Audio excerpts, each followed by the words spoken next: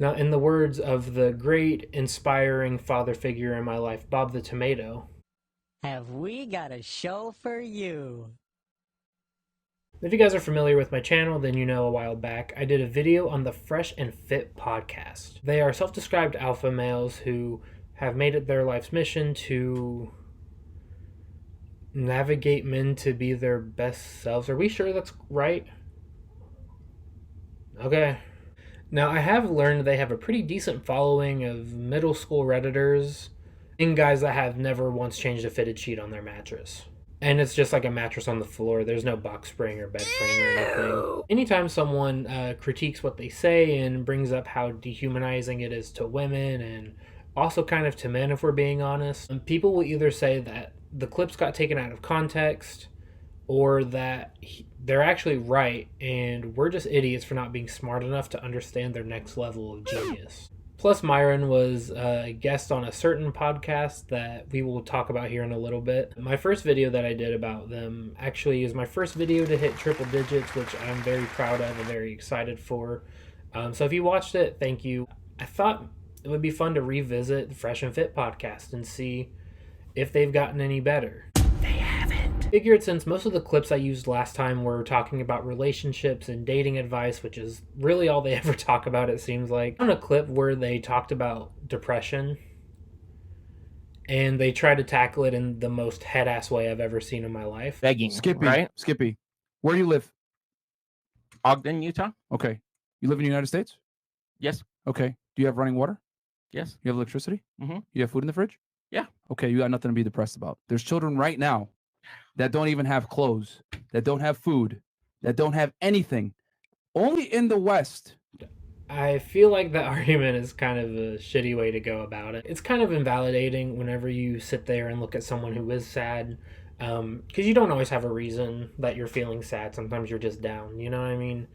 And people will be like, oh, well, you got that nice car, you know, you have a roof over your head, you ate a meal today. Yeah, okay, that shouldn't invalidate, like, how I'm feeling, though, you know what I mean? People want to bring up that there are people who have it worse in life.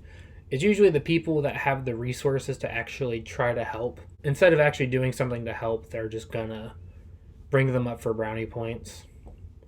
But never give a fuck about them ever again. Every time I invite a girl, she wants to bring a friend. Translation: I don't find you that attractive to the point that I want to spend time with you one-on-one in a setting where intimacy may be possible, so let me bring a friend as a backup option so that I can quickly and conveniently excuse myself from the situation if it's no longer interesting to me.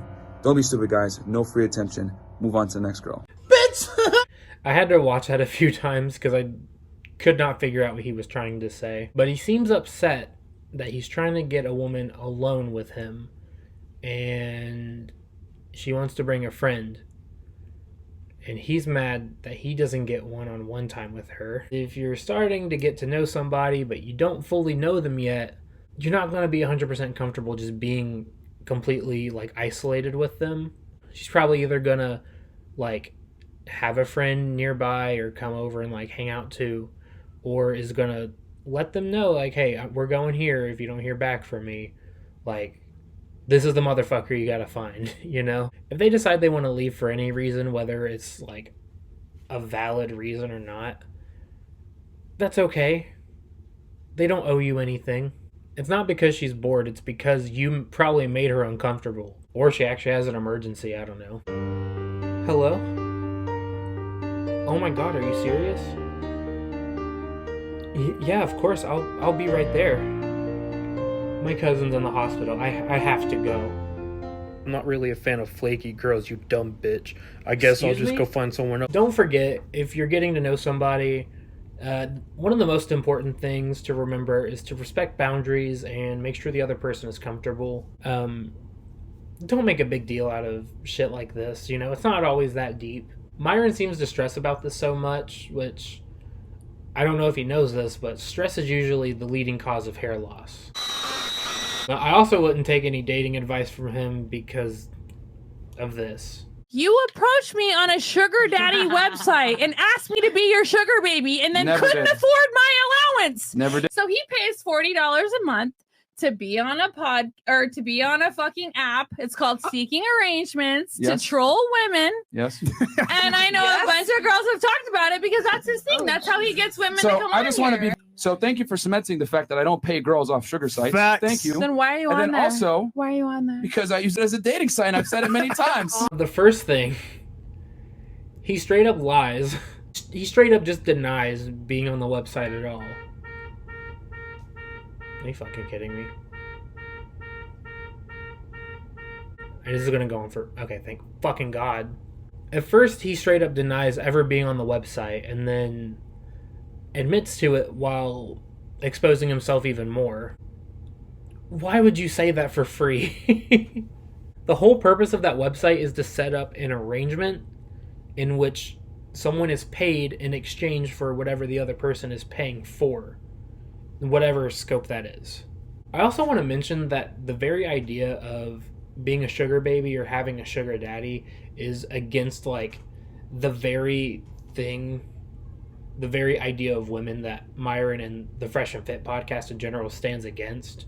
If you ask me, I think it's just a bit hypocritical. And now, speaking of hypocritical, we have now arrived at what really inspired me to make this video. Had this not come across my feed, I might not be making this video right now, I'll be honest. I never would have thought about Fresh and Fit again. It would have been out of sight, out of mind.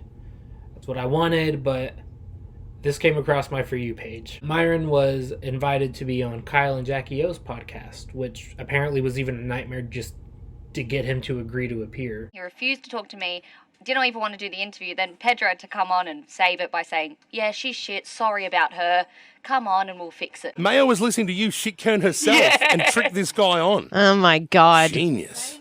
Once they got him on board, he decided to spew his usual hot shit. Hot as in disgusting, not like hot shit. Like it's gross.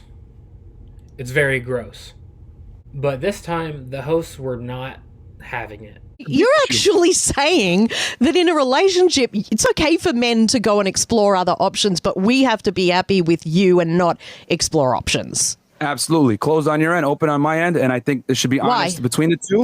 Why? Why That's would crazy. anyone agree to that? I spoke to Dan. I spoke to Dan Balserian. Yeah, I'm sick of you asking to finish your long, boring answers that are the same answer every time we ask you a question. Even Dan Balserian last week told me to my face, so fucking what, clown? Here you are on the show. I can turn you off as well. Just turn these clowns off. See you fellas, grow up, ring us back when you're 30 and you've got half a brain. You're not running around being led by your own dicks. Bye-bye. See you later. Turn them off. Now, I mentioned this in my first video about them, but anytime they go outside of their bubble and they're on somebody else's show, he looks like a fucking idiot. On his own show, he's able to control the environment. He can pick and choose his guests carefully, so he can set up his dunks accordingly. However, whenever someone else is in control of the situation, him acting like a 5-year-old doesn't work. And I've seen a lot of people bring up that they think Kyle was actually being the childish one here, just for kicking him out of the show. But if you ask me, I think Kyle was just returning Myron's energy back to him, which is kind of what he needs, honestly. I always see people defending him in the podcast by saying that, well, we should really listen to what they have to say. We should really hear their points out. But he never says anything of substance. His points are women cheat all the time, and you can't trust them. Women's only value is in their looks, and men are allowed to do whatever they want. See? I just saved you hours of watching their podcast. Another point that he's never brought up, but is definitely present, is I'm fighting back a lot of insecurities. He talks like a 7th grader that just got Reddit and thinks that repeating the same point over and over again makes him sound smarter. Or like a 4th grader that saw a girl wearing one of those girls rule, boys drool shirts and got like super fucking pissed about it. Imagine a 4th grader saying like the same shit as... What do you mean girls rule, boys drool? That's not true. Because men are actually very higher up on the evolution chain. Boys, we hunt and provide, and we get the food, and the girls they stay home, and make the food and show booby. That's but booby bad. Or good, I don't know. I'm 7. I don't even know what the fuck that was. And I'm sure if you watch this whole video through, you probably think I'm doing the same thing, taking what he's saying out of context and not providing the whole point. First of all, their podcasts are like 3 fucking hours. I'm not sitting through that. I can barely make it through a 30-second TikTok. I don't think I can physically do it. Plus, if you're wanting me to give like the full point, I would have to put like the full fucking like clip. If you want the full like uncensored point, even though he just says the same shit over and over. So it's not like you're missing anything if I'm like clipping his clips. Also, I feel like 3 hours is just too long for a podcast. I think an hour 20 max is like the sweet spot. Podcast is too long. He says the same 4 things in every clip that he's on, so there's no point in trying to get full context. He's making it pretty fucking clear what he means. My biggest piece of advice, don't listen to what they have to say. It's very stinky advice. It's very gross. If you have a man in your life that starts listening to them and agrees with them or even goes along with what they say, starts repeating them, if you catch him trying to buy with some of their merch and his phone, take away their phone, take away all their toys, take away their Pokemon cards, and send them to their room until they behave. This is fatherless behavior and should not be rewarded. You know, be nice. Don't fucking... I don't even know. See, my brain's gone already. Like, just don't be a dumbass. I physically don't think I can talk anymore about them. Probably not going to do an alpha male video for a while unless some more dumb shit happens. I need a break. I don't even know. Thank you so much for watching. Make sure you like the video. Make sure you leave a comment. Make sure you subscribe. I don't know where it's at. Make sure you subscribe. I would appreciate that so much and it would mean the world to me, please. When you subscribe, you're automatically my best friend and I'll give you a hug. And if you don't like hugs, then a high five is also acceptable. Check out my socials. I always link those if you just want to see my day-to-day life. If you want to call me a big dumb doo-doo head, it happens. I am a big dumb doo-doo head a lot of the time. Thank you guys so much for watching. I will catch you next time.